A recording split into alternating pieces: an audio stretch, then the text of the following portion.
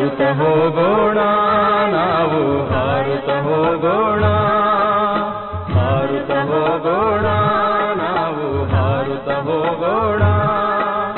ಪಂಚತತ್ವದ ಎಲ್ಲೆಯ ದಾಟಿ, ಪಂಚತತ್ವದ ಎಲ್ಲೆಯ ದಾಟಿ ಮೂಲವತನವ ಸೇರೋಣ, ಮೂಲವತನವ ಸೇರೋಣ. ಹಾರುತ್ತ ಹೋಗೋಣ ನಾವು ಹಾರುತ್ತ ಹೋಗೋಣ.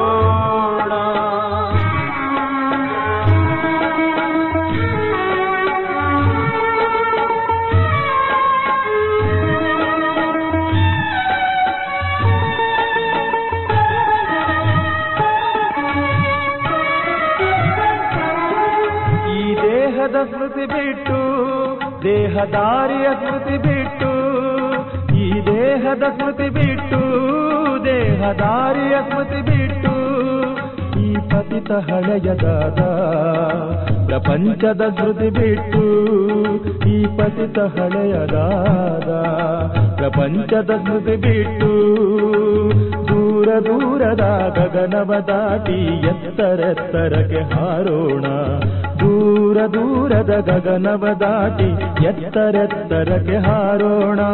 ಹಾರುತ್ತ ಹೋಗೋಣ ನಾವು ಹಾರುತ್ತ ಹೋಗೋಣ, ಹಾರುತ್ತ ಹೋಗೋಣ ನಾವು ಹಾರುತ್ತ ಹೋಗೋಣ.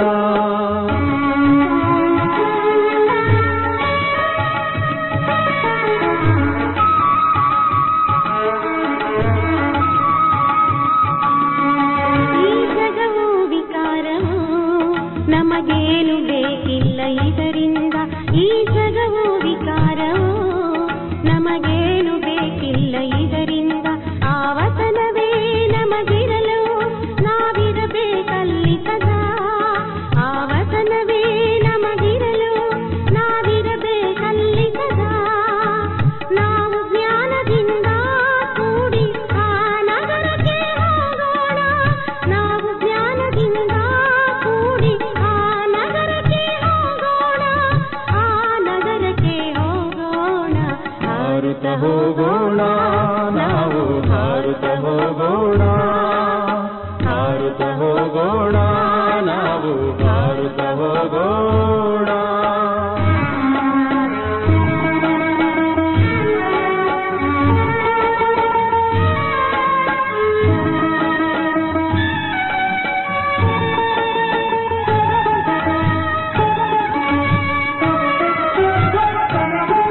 ಆವತನದಿ ಕುಳಿತಿಹರು ಅವ್ಯಕ್ತ ಪಿತಾಮಹರು, ಆವತನದಿ ಕುಳಿತಿಹರು ಅವ್ಯಕ್ತ ಪಿತಾಮಹರು, ಕಾಯುತ್ತಲಿಹರು ಅವರಿಂದು ಮನೆಗೀಗ ಕರೆದೊಯ್ಯಲು, ಕಾಯುತ್ತಲಿಹರು ಅವರಿಂದು ಮನೆಗೀಗ ಕರೆದೊಯ್ಯಲು. ನಿರಾಕಾರಿಗಳು ಆಗೋಣ ಶಾಂತಿಧಾಮವ ಸೇರೋಣ, ನಿರಾಕಾರಿಗಳು ಆಗೋಣ ಶಾಂತಿಧಾಮವ ಸೇರೋಣ. ಹಾರುತ್ತ ಹೋಗೋಣ ನಾವು ಹಾರುತ್ತ ಹೋಗೋಣ, ಹಾರುತ್ತ ಹೋಗೋಣ ನಾವು ಹಾರುತ್ತ ಹೋಗೋಣ. ಪಂಚತತ್ವದ ಎಲ್ಲೆಯ ದಾಟಿ, ಪಂಚತತ್ವದ ಎಲ್ಲೆಯ ದಾಟಿ ಮೂಲವತನವ ಸೇರೋಣ, ಮೂಲವತನವ ಸೇರೋಣ. ಹಾರುತ್ತ ಹೋಗೋಣ ನಾವು ಹಾರುತ್ತ ಹೋಗೋಣ, ಹಾರುತ್ತ ಹೋಗೋಣ ನಾವು ಹಾರುತ್ತ ಹೋಗೋಣ.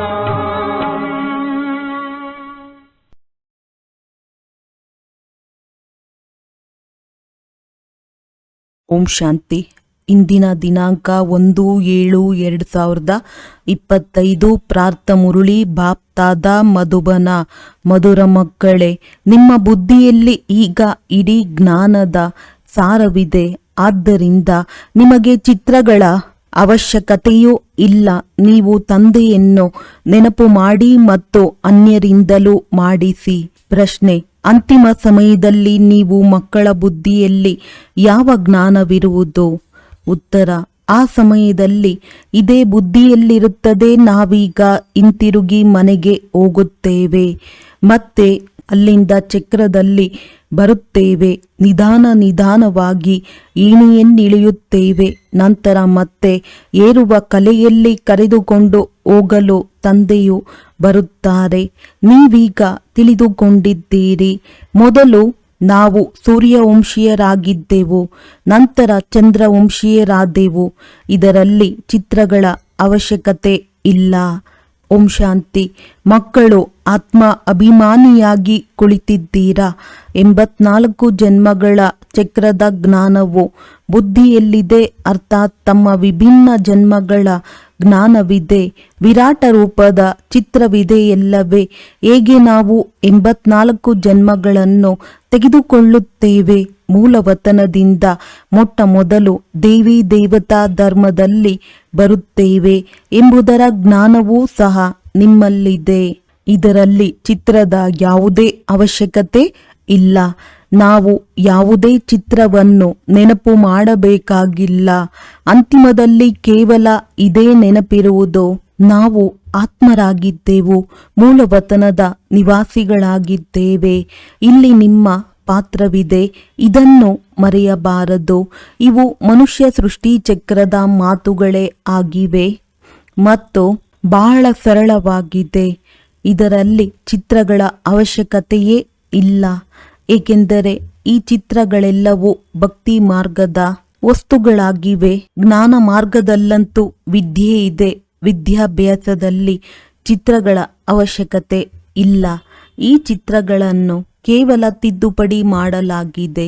ಹೀಗೆ ಗೀತೆಯ ಭಗವಂತನು ಕೃಷ್ಣನೆಂದು ಹೇಳುತ್ತಾರೆ, ಶಿವನೆಂದು ನಾವು ಹೇಳುತ್ತೇವೆ.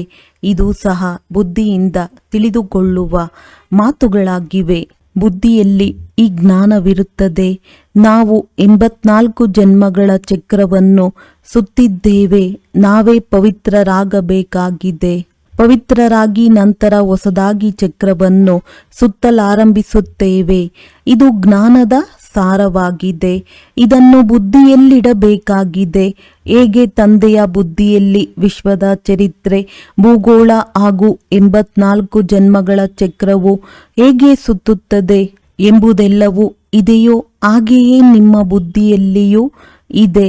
ಮೊದಲು ನೀವು ಸೂರ್ಯವಂಶೀಯರು, ನಂತರ ಚಂದ್ರವಂಶೀಯರಾಗುತ್ತೀರಿ. ಚಿತ್ರಗಳ ಅವಶ್ಯಕತೆ ಇಲ್ಲ. ಕೇವಲ ಮನುಷ್ಯರಿಗೆ ತಿಳಿಸುವುದಕ್ಕಾಗಿ ಚಿತ್ರಗಳನ್ನು ರಚಿಸಿದ್ದಾರೆ. ಜ್ಞಾನ ಮಾರ್ಗದಲ್ಲಂತೂ ತಂದೆಯು ಇಷ್ಟನ್ನೇ ತಿಳಿಸುತ್ತಾರೆ. ಮನ್ಮನಾಭವ, ಹೇಗೆ ಈ ಚತುರ್ಭುಜನ ಚಿತ್ರವಿದೆ, ರಾವಣನ ಚಿತ್ರವಿದೆ, ಇವೆಲ್ಲವನ್ನು ಅನ್ಯರಿಗೆ ತಿಳಿಸಿಕೊಡುವುದಕ್ಕಾಗಿ ತೋರಿಸಬೇಕಾಗುತ್ತದೆ. ನಿಮ್ಮ ಬುದ್ಧಿಯಲ್ಲಂತೂ ಯಥಾರ್ಥ ಜ್ಞಾನವಿದೆ. ಚಿತ್ರಗಳಿಲ್ಲದೆಯೂ ನೀವು ತಿಳಿಸಬಹುದು. ನಿಮ್ಮ ಬುದ್ಧಿಯಲ್ಲಿ 84 ಜನ್ಮಗಳ ಚಕ್ರವಿದೆ. ಚಿತ್ರಗಳ ಮೂಲಕ ಕೇವಲ ಸಹಜ ಮಾಡಿ ತಿಳಿಸಲಾಗುತ್ತದೆ. ಆದ್ದರಿಂದ ಇವುಗಳ ಅವಶ್ಯಕತೆ ಇಲ್ಲ, ಏಕೆಂದರೆ ಮೊದಲು ನಾವು ಸೂರ್ಯವಂಶಿ ಮನೆತನದವರಾಗಿದ್ದೆವು, ನಂತರ ಚಂದ್ರವಂಶಿ ಮನೆತನದವರಾದೆವು. ಅಲ್ಲಿ ಬಹಳ ಸುಖವಿರುತ್ತದೆ. ಯಾವುದನ್ನು ಸ್ವರ್ಗ ಎಂದು ಹೇಳಲಾಗುತ್ತದೆ. ಈ ಚಿತ್ರಗಳ ಬಗ್ಗೆ ತಿಳಿಸಬೇಕಾಗುತ್ತದೆ. ಅಂತ್ಯದಲ್ಲಂತೂ ಬುದ್ಧಿಯಲ್ಲಿ ಈ ಜ್ಞಾನವಿರುತ್ತದೆ. ಈಗ ನಾವು ಹೋಗುತ್ತೇವೆ ಮತ್ತೆ ಚಕ್ರವನ್ನು ಸುತ್ತುತ್ತೇವೆ. ಏನೇ ಚಿತ್ರದ ಬಗ್ಗೆ ಮನುಷ್ಯರಿಗೆ ತಿಳಿಸಿಕೊಡುತ್ತೀರೆಂದರೆ ಬಹಳ ಸಹಜವಾಗಿ ಬಿಡುತ್ತದೆ. ನಿಮ್ಮ ಬುದ್ಧಿಯಲ್ಲಿ ಪೂರ್ಣ ಜ್ಞಾನವೂ ಸಹ ಇದೆ. ಹೇಗೆ ನಾವು ಏಣಿಯನ್ನು ಇಳಿಯುತ್ತೇವೆ, ನಂತರ ತಂದೆಯು ಏರುವ ಕಲೆಯಲ್ಲಿ ಕರೆದುಕೊಂಡು ಹೋಗುತ್ತಾರೆ. ತಂದೆಯು ತಿಳಿಸುತ್ತಾರೆ, ನಾನು ನಿಮಗೆ ಈ ಚಿತ್ರಗಳ ಸಾರವನ್ನು ತಿಳಿಸುತ್ತೇನೆ. ತಂದೆಯು ತಿಳಿಸುತ್ತಾರೆ, ನಾನು ನಿಮಗೆ ಈ ಚಿತ್ರಗಳ ಸಾರವನ್ನು ತಿಳಿಸುತ್ತೇನೆ. ಹೇಗೆ ಚಿತ್ರವಿದೆ ಎಂದರೆ ಅದರ ಬಗ್ಗೆ ತಿಳಿಸಲು ಸಾಧ್ಯ. ಇದು 5000 ವರ್ಷಗಳ ಚಕ್ರವಾಗಿದೆ. ಒಂದು ವೇಳೆ ಲಕ್ಷಾಂತರ ವರ್ಷಗಳಾಗಿದ್ದರೆ ಸಂಖ್ಯೆಯು ಎಷ್ಟೊಂದು ವೃದ್ಧಿಯಾಗಿ ಬಿಡುತ್ತಿತ್ತು. ಕ್ರಿಶ್ಚಿಯನರಿಗೆ 2000 ವರ್ಷಗಳನ್ನು ತೋರಿಸುತ್ತಾರೆ. ಇದರಲ್ಲಿ ಎಷ್ಟು ಮಂದಿ ಮನುಷ್ಯರಿರುತ್ತಾರೆ? 5000 ವರ್ಷಗಳಲ್ಲಿ ಎಷ್ಟು ಮಂದಿ ಇರುತ್ತಾರೆ? ಈ ಲೆಕ್ಕವೆಲ್ಲವನ್ನು ನೀವು ತಿಳಿಸುತ್ತೀರಿ. ಸತ್ಯಯುಗದಲ್ಲಿ ಪವಿತ್ರರಾಗಿರುವ ಕಾರಣ ಕೆಲವರೇ ಮನುಷ್ಯರಿರುತ್ತಾರೆ. ಈಗಂತೂ ಎಷ್ಟೊಂದು ಜನಸಂಖ್ಯೆ ಇದೆ. ಒಂದು ವೇಳೆ ಲಕ್ಷಾಂತರ ವರ್ಷಗಳ ಕಾಲಾವಧಿಯಾಗಿದ್ದರೆ ಸಂಖ್ಯೆಯು ಎಣಿಕೆ ಇಲ್ಲದಷ್ಟಾಗಿ ಬಿಡುತ್ತಿತ್ತು. ಕ್ರಿಶ್ಚಿಯನ್ನರ ಹೋಲಿಕೆಯಲ್ಲಿ ಜನಸಂಖ್ಯೆಯ ಲೆಕ್ಕವನ್ನು ತೆಗೆಯುತ್ತಾರಲ್ಲವೇ, ಹಿಂದೂಗಳ ಜನಸಂಖ್ಯೆಯನ್ನು ಕಡಿಮೆ ತೋರಿಸುತ್ತಾರೆ. ಕ್ರಿಶ್ಚಿಯನ್ನರು ಬಹಳಷ್ಟು ಮಂದಿ ಆಗಿಬಿಟ್ಟಿದ್ದಾರೆ. ಯಾರು ಒಳ್ಳೆಯ ಬುದ್ಧಿವಂತ ಮಕ್ಕಳಿದ್ದಾರೆಯೋ ಅವರು ಚಿತ್ರಗಳಿಲ್ಲದೆಯೂ ತಿಳಿಸಿಕೊಡುತ್ತಾರೆ. ವಿಚಾರ ಮಾಡಿ, ಈ ಸಮಯದಲ್ಲಿ ಎಷ್ಟು ಮಂದಿ ಮನುಷ್ಯರಿದ್ದಾರೆ? ಹೊಸ ಪ್ರಪಂಚದಲ್ಲಿ ಎಷ್ಟು ಕಡಿಮೆ ಜನಸಂಖ್ಯೆ ಇರುತ್ತದೆ. ಈಗಂತೂ ಹಳೆಯ ಪ್ರಪಂಚವಾಗಿದೆ, ಇದರಲ್ಲಿ ಎಷ್ಟೊಂದು ಜನಸಂಖ್ಯೆ ಇದೆ. ನಂತರ ಹೊಸ ಪ್ರಪಂಚವು ಹೇಗೆ ಸ್ಥಾಪನೆಯಾಗುತ್ತದೆ, ಯಾರು ಸ್ಥಾಪನೆ ಮಾಡುತ್ತಾರೆ ಎಂಬುದೆಲ್ಲವನ್ನು ತಂದೆಯೇ ತಿಳಿಸುತ್ತಾರೆ. ಅವರೇ ಜ್ಞಾನ ಸಾಗರನಾಗಿದ್ದಾರೆ. ನೀವು ಮಕ್ಕಳು ಕೇವಲ ಈ 84 ಜನ್ಮಗಳ ಚಕ್ರವನ್ನೇ ಬುದ್ಧಿಯಲ್ಲಿಟ್ಟುಕೊಳ್ಳಬೇಕಾಗಿದೆ. ನಾವೀಗ ನರಕದಿಂದ ಸ್ವರ್ಗದಲ್ಲಿ ಹೋಗುತ್ತೇವೆಂದರೆ ಆಂತರಿಕವಾಗಿ ಖುಷಿ ಇರಬೇಕಲ್ಲವೇ? ಸತ್ಯಯುಗದಲ್ಲಿ ದುಃಖದ ಮಾತೇ ಇರುವುದಿಲ್ಲ. ಯಾವುದೇ ವಸ್ತುವಿನ ಪ್ರಾಪ್ತಿಗಾಗಿ ಪುರುಷಾರ್ಥ ಮಾಡಲು ಅಂತಹ ಅಪ್ರಾಪ್ತ ವಸ್ತು ಯಾವುದೂ ಇರುವುದಿಲ್ಲ. ಇಲ್ಲಂತೂ ಈ ಯಂತ್ರವು ಬೇಕು, ಇದೂ ಬೇಕು ಎಂದು ಪುರುಷಾರ್ಥ ಮಾಡಬೇಕಾಗುತ್ತದೆ. ಆದರೆ ಅಲ್ಲಿ ಎಲ್ಲ ಪ್ರಕಾರದ ಸುಖವಿರುತ್ತದೆ. ಹೇಗೆ ಯಾವುದೇ ಮಹಾರಾಜನಿರುತ್ತಾನೆಂದರೆ ಅವನ ಬಳಿ ಎಲ್ಲ ಪ್ರಕಾರದಲ್ಲಿಯೂ ಸುಖವಿರುತ್ತದೆ. ಬಡವರ ಬಳಿ ಎಲ್ಲ ಸುಖವಿರುವುದಿಲ್ಲ. ಆದರೆ ಇದಂತೂ ಕಲಿಯುಗವಾಗಿದೆ. ಆದ್ದರಿಂದ ಈ ರೋಗ ಇತ್ಯಾದಿಗಳು ಇವೆ. ನೀವೀಗ ಹೊಸ ಪ್ರಪಂಚದಲ್ಲಿ ಹೋಗುವುದಕ್ಕಾಗಿ ಪುರುಷಾರ್ಥ ಮಾಡುತ್ತೀರಿ. ಸ್ವರ್ಗ ನರಕ ಇಲ್ಲಿಯೇ ಆಗುತ್ತದೆ. ಈ ಸೂಕ್ಷ್ಮವತನದ ಯಾವ ಆಟಪಾಠಗಳಿವೆಯೋ ಇದು ಸಮಯವನ್ನು ಕಳೆಯುವುದಕ್ಕಾಗಿ ಇದೆ. ಕರ್ಮಾತೀತ ಸ್ಥಿತಿಯಾಗುವವರೆಗೆ ಸಮಯವನ್ನು ವ್ಯತೀತ ಮಾಡಲು ಇವೆಲ್ಲ ಆಟಪಾಠಗಳಿವೆ. ಕರ್ಮಾತೀತ ಸ್ಥಿತಿಯು ಬಂದು ಬಿಟ್ಟಿತೆಂದರೆ ಕೇವಲ ಇದೇ ನೆನಪಿರುವುದು. ನಾನಾತ್ಮನು ಈಗ 84 ಜನ್ಮಗಳನ್ನು ಪೂರ್ಣ ಮಾಡಿದ್ದೆನು. ನಾವೀಗ ಮನೆಗೆ ಹೋಗುತ್ತೇವೆ. ನಂತರ ಸತೋಪ್ರಧಾನ ಪ್ರಪಂಚದಲ್ಲಿ ಸತೋಪ್ರಧಾನ ಪಾತ್ರವನ್ನಭಿನಯಿಸುತ್ತೇವೆ. ಈ ಜ್ಞಾನವನ್ನು ಬುದ್ಧಿಯಲ್ಲಿಟ್ಟುಕೊಳ್ಳಿರಿ. ಅಂದ ಮೇಲೆ ಇದರಲ್ಲಿ ಚಿತ್ರಗಳ ಅವಶ್ಯಕತೆ ಇರುವುದಿಲ್ಲ. ಹೇಗೆ ವಕೀಲರು ಎಷ್ಟೊಂದು ಓದುತ್ತಾರೆ, ವಕೀಲರಾಗಿ ಬಿಟ್ಟ ಮೇಲೆ ಯಾವುದನ್ನು ಓದಿದ್ದರೋ ಅದು ಸಮಾಪ್ತಿಯಾಗುವುದು, ಪ್ರಾರಬ್ಧದ ಫಲಿತಾಂಶವೂ ಬರುವುದು. ನೀವು ಸಹ ಓದಿ ನಂತರ ಹೋಗಿ ರಾಜ್ಯಭಾರ ಮಾಡುತ್ತೀರಿ. ಅಲ್ಲಿ ಜ್ಞಾನದ ಅವಶ್ಯಕತೆ ಇಲ್ಲ. ಈ ಚಿತ್ರಗಳಲ್ಲಿಯೂ ಸಹ ಯಾವುದು ಸರಿ ಯಾವುದು ತಪ್ಪೆಂದು ನಿಮ್ಮ ಬುದ್ಧಿಯಲ್ಲಿದೆ. ತಂದೆಯು ಕುಳಿತು ತಿಳಿಸುತ್ತಾರೆ. ಲಕ್ಷ್ಮೀ ನಾರಾಯಣರು ಯಾರು, ಈ ವಿಷ್ಣು ಯಾರು? ವಿಷ್ಣುವಿನ ಚಿತ್ರದಲ್ಲಿ ಮನುಷ್ಯರು ತಬ್ಬಿಬ್ಬಾಗುತ್ತಾರೆ. ಅರ್ಥವನ್ನು ತಿಳಿದುಕೊಳ್ಳದೆ ಪೂಜೆ ಮಾಡುವುದು ವ್ಯರ್ಥವಾಗಿ ಬಿಡುತ್ತದೆ. ಏನನ್ನೂ ತಿಳಿದುಕೊಂಡಿಲ್ಲ. ಹೇಗೆ ವಿಷ್ಣುವನ್ನು ತಿಳಿದುಕೊಂಡಿಲ್ಲ, ಲಕ್ಷ್ಮೀ ನಾರಾಯಣರನ್ನು ತಿಳಿದುಕೊಂಡಿಲ್ಲ. ಲಕ್ಷ್ಮೀ ನಾರಾಯಣ ಬ್ರಹ್ಮ ವಿಷ್ಣು ಶಂಕರನನ್ನು ತಿಳಿದುಕೊಂಡಿಲ್ಲ.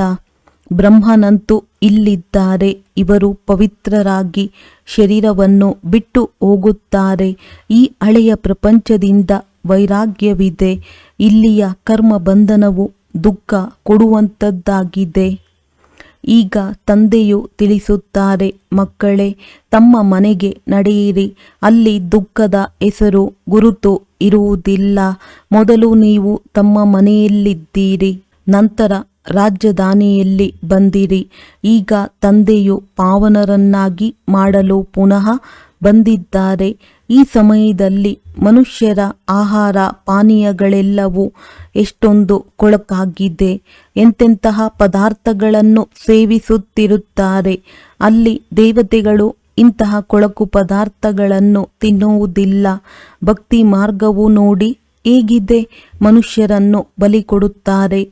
ತಂದೆಯು ತಿಳಿಸುತ್ತಾರೆ, ಇದು ಸಹ ನಾಟಕದಲ್ಲಿ ಮಾಡಲ್ಪಟ್ಟಿದೆ. ಹಳೆಯ ಪ್ರಪಂಚದಿಂದ ಹೊಸ ಪ್ರಪಂಚವು ಅವಶ್ಯವಾಗಿ ಬರಬೇಕಾಗಿದೆ. ನಾವು ಸತೋಪ್ರಧಾನರಾಗುತ್ತಿದ್ದೇವೆ ಎಂಬುದನ್ನು ನೀವೀಗ ತಿಳಿದುಕೊಂಡಿದ್ದೀರಿ. ಇದನ್ನಂತೂ ಬುದ್ಧಿಯು ತಿಳಿದುಕೊಳ್ಳುತ್ತದೆ ಎಲ್ಲವೇ. ಇದರಲ್ಲಿ ಚಿತ್ರಗಳಿಲ್ಲದಿದ್ದರೆ ಇನ್ನೂ ಒಳ್ಳೆಯದು. ಇಲ್ಲವಾದರೆ ಮನುಷ್ಯರು ಬಹಳಷ್ಟು ಪ್ರಶ್ನೆಗಳನ್ನು ಕೇಳುತ್ತಾರೆ. ತಂದೆಯು 84 ಜನ್ಮಗಳ ಚಕ್ರವನ್ನು ತಿಳಿಸಿದ್ದಾರೆ. ನಾವು ಈಗ ಸೂರ್ಯವಂಶಿ, ಚಂದ್ರವಂಶಿ, ವೈಶ್ಯವಂಶೀಯರಾಗುತ್ತೇವೆ. ಇಷ್ಟು ಜನ್ಮಗಳನ್ನು ಪಡೆಯುತ್ತೇವೆ. ಇದು ಬುದ್ಧಿಯಲ್ಲಿರಬೇಕಾಗಿದೆ. ನೀವು ಮಕ್ಕಳು ಸೂಕ್ಷ್ಮವತನದ ರಹಸ್ಯವನ್ನು ತಿಳಿದುಕೊಂಡಿದ್ದೀರಿ. ಧ್ಯಾನದಲ್ಲಿ ಸೂಕ್ಷ್ಮವತನಕ್ಕೆ ಹೋಗುತ್ತೀರಿ. ಆದರೆ ಇದರಲ್ಲಿ ಯೋಗವೂ ಇಲ್ಲ, ಜ್ಞಾನವೂ ಇಲ್ಲ. ಕೇವಲ ಇದೊಂದು ಪದ್ಧತಿಯಾಗಿದೆ. ಹೇಗೆ ಆತ್ಮವನ್ನು ಕರೆಸುತ್ತಾರೆ, ನಂತರ ಆ ಆತ್ಮವು ಬಂದಾಗ ಅಳುತ್ತದೆ, ನಾನು ತಂದೆಯ ಮಾತನ್ನು ಪಾಲಿಸಲಿಲ್ಲ ಎಂದು ಪಶ್ಚಾತ್ತಾಪವಾಗುತ್ತದೆ. ಇದೆಲ್ಲವೂ ಮಕ್ಕಳಿಗೆ ತಿಳಿಸುವುದಕ್ಕೋಸ್ಕರ ಇದೆ. ಇದರಿಂದ ಮಕ್ಕಳು ಪುರುಷಾರ್ಥದಲ್ಲಿ ತೊಡಗಲಿ, ತಪ್ಪು ಮಾಡದಿರಲಿ ಎಂದು ಮಕ್ಕಳು ಸದಾ ಈ ಗಮನವನ್ನಿಡಿ. ನಾವು ನಮ್ಮ ಸಮಯವನ್ನು ಸಫಲ ಮಾಡಿಕೊಳ್ಳಬೇಕಾಗಿದೆ, ವ್ಯರ್ಥ ಮಾಡಬಾರದು. ಆಗ ಮಾಯೆಯು ನಮ್ಮಿಂದ ತಪ್ಪು ಮಾಡಿಸಲು ಸಾಧ್ಯವಿಲ್ಲ. ತಂದೆಯೂ ಸಹ ತಿಳಿಸುತ್ತಿರುತ್ತಾರೆ, ಮಕ್ಕಳೇ, ಸಮಯವನ್ನು ವ್ಯರ್ಥ ಮಾಡಬೇಡಿ. ಅನೇಕರಿಗೆ ಮಾರ್ಗ ತಿಳಿಸುವ ಪುರುಷಾರ್ಥ ಮಾಡಿ ಮಹಾದಾನಿಗಳಾಗಿ ತಂದೆಯನ್ನು ನೆನಪು ಮಾಡಿದ್ದೇ ಆದರೆ ವಿಕರ್ಮಗಳು ವಿನಾಶವಾಗುತ್ತವೆ. ಯಾರೆಲ್ಲ ಬರುವರೋ ಅವರಿಗೆ ಇದನ್ನು ತಿಳಿಸಿಕೊಡಿ ಮತ್ತು 84 ಜನ್ಮಗಳ ಚಕ್ರವನ್ನು ತಿಳಿಸಿಕೊಡಿ. ವಿಶ್ವದ ಚರಿತ್ರೆ, ಭೂಗೋಳವು ಹೇಗೆ ಪುನರಾವರ್ತನೆಯಾಗುತ್ತದೆ ಎಂದು ಸಾರ ರೂಪದಲ್ಲಿ ಇಡೀ ಚಕ್ರವು ಬುದ್ಧಿಯಲ್ಲಿರಬೇಕು. ನೀವು ಮಕ್ಕಳಿಗೆ ಖುಷಿ ಇರಬೇಕು. ನಾವೀಗ ಈ ಕೊಳಕು ಪ್ರಪಂಚದಿಂದ ಬಿಡುಗಡೆಯಾಗುತ್ತೇವೆ. ಸ್ವರ್ಗ ನರಕ ಇಲ್ಲಿಯೇ ಇದೆ ಎಂದು ಮನುಷ್ಯರು ತಿಳಿಯುತ್ತಾರೆ. ಒಳ್ಳೆಯ ಕರ್ಮ ಮಾಡಿದ್ದಾರೆ, ಆದ್ದರಿಂದ ಸುಖವೂ ಸಿಕ್ಕಿದೆ. ನೀವೀಗ ಬಹಳ ಒಳ್ಳೆಯ ಕರ್ಮ ಮಾಡುತ್ತೀರಿ. ಅದರಿಂದ 21 ಜನ್ಮಗಳಿಗಾಗಿ ನೀವು ಸುಖ ಪಡೆಯುತ್ತೀರಿ. ಅವರಂತೂ ಒಂದು ಜನ್ಮಕ್ಕಾಗಿಯೇ ನಾವು ಸ್ವರ್ಗದಲ್ಲಿದ್ದೇವೆಂದು ತಿಳಿದುಕೊಳ್ಳುತ್ತಾರೆ. ತಂದೆಯು ತಿಳಿಸುತ್ತಾರೆ, ಅದು ಅಲ್ಪಕಾಲದ ಸುಖವಾಗಿದೆ. ನಿಮ್ಮದು 21 ಜನ್ಮಗಳ ಸುಖವಾಗಿದೆ.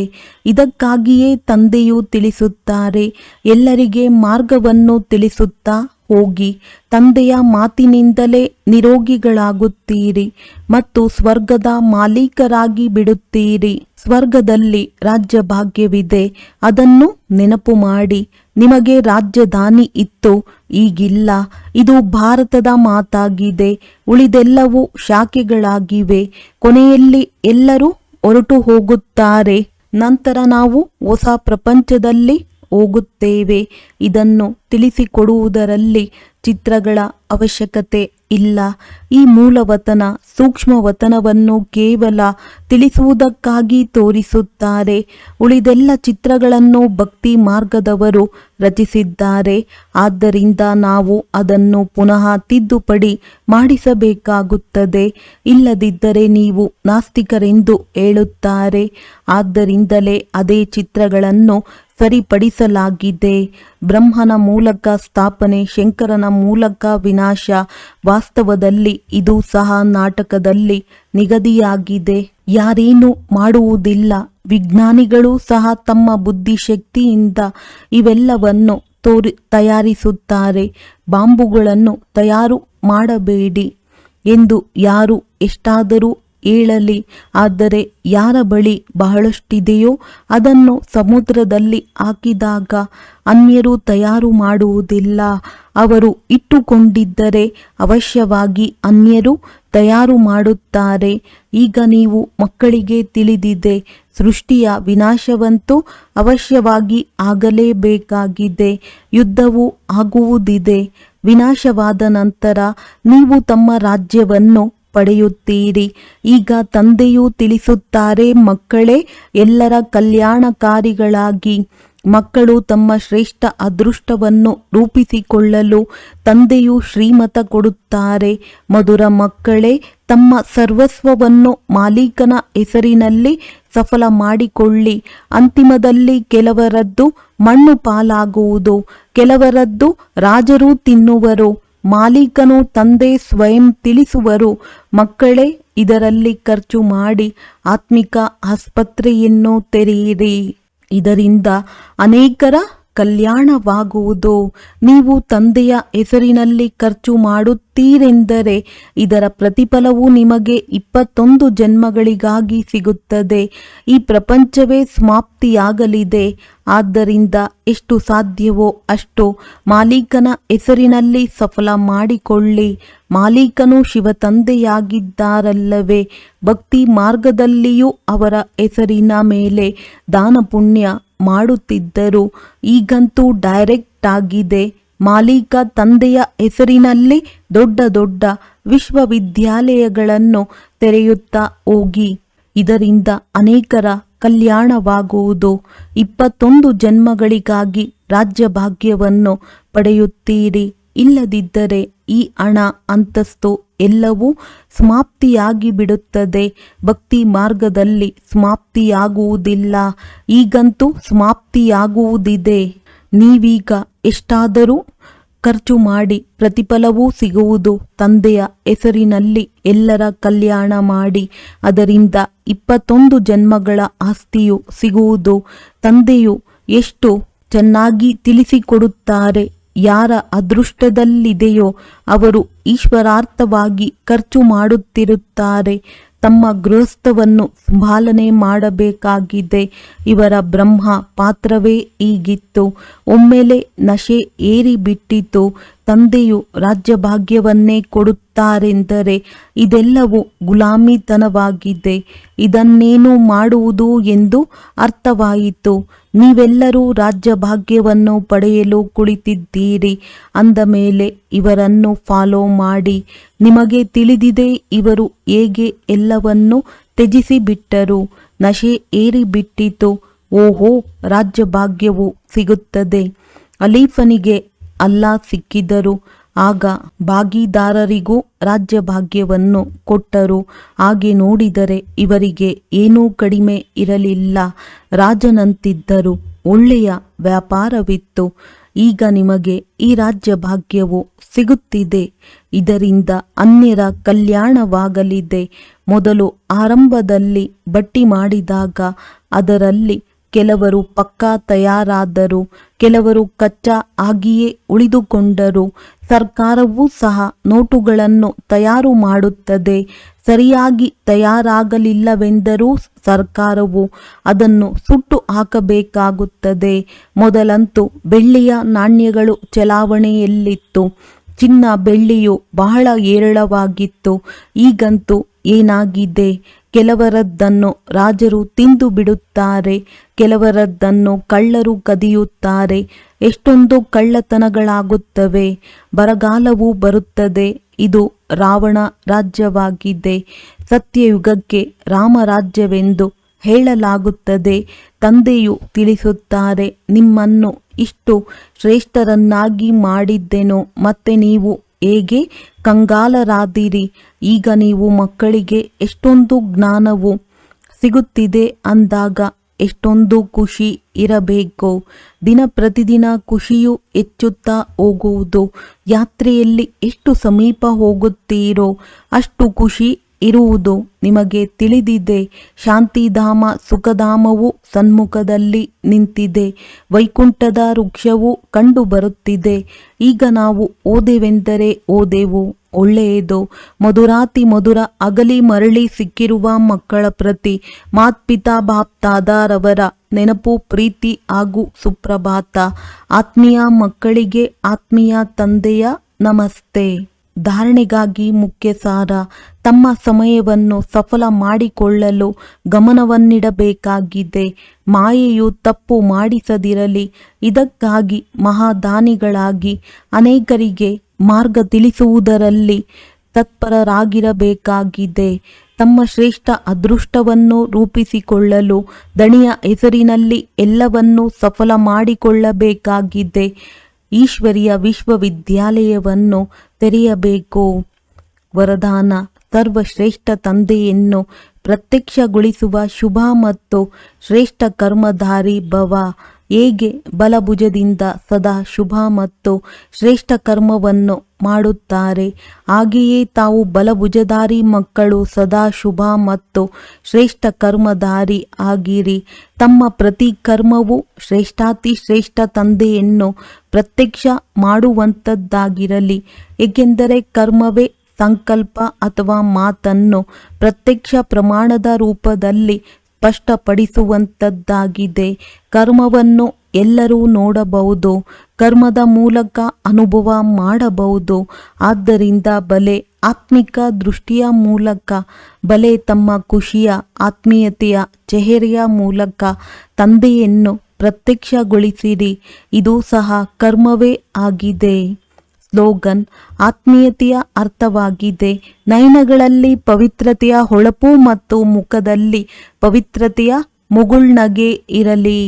ಅವ್ಯಕ್ತ ಸೂಚನೆ: ಸಂಕಲ್ಪ ಶಕ್ತಿಯನ್ನು ಜಮಾ ಮಾಡಿ ಶ್ರೇಷ್ಠ ಸೇವೆಗೆ ನಿಮಿತ್ತವಾಗಿ, ಹೇಗೆ ಇತ್ತೀಚೆಗೆ ಸೂರ್ಯನ ಶಕ್ತಿಯನ್ನು ಜಮಾ ಮಾಡಿ ಹಲವಾರು ಕೆಲಸಗಳನ್ನು ಸಫಲವಾಗಿ ಮಾಡುತ್ತಾರೆ, ಅದೇ ರೀತಿ ತಾವು ಸಂಕಲ್ಪ ಶಕ್ತಿಯನ್ನು ಜಮಾ ಮಾಡಿ ಆಗ ಅನ್ಯರಲ್ಲಿ ಸಹ ಬಲ ತುಂಬಬಹುದು, ಅನೇಕ ಕಾರ್ಯವನ್ನು ಸಫಲ ಮಾಡಬಹುದು. ಯಾರು ಸಾಹಸಹೀನರಾಗಿದ್ದಾರೆ ಅವರಿಗೆ ವಾಣಿಯ ಜೊತೆ ಜೊತೆ ಶ್ರೇಷ್ಠ ಸಂಕಲ್ಪದ ಸೂಕ್ಷ್ಮ ಶಕ್ತಿಯಿಂದ ಸಾಹಸವಂತರಾಗಿ ಮಾಡಿ. ಇದೇ ವರ್ತಮಾನ ಸಮಯದ ಅವಶ್ಯಕತೆಯಾಗಿದೆ. ಒಳ್ಳೆಯದು. ಓಂ ಶಾಂತಿ.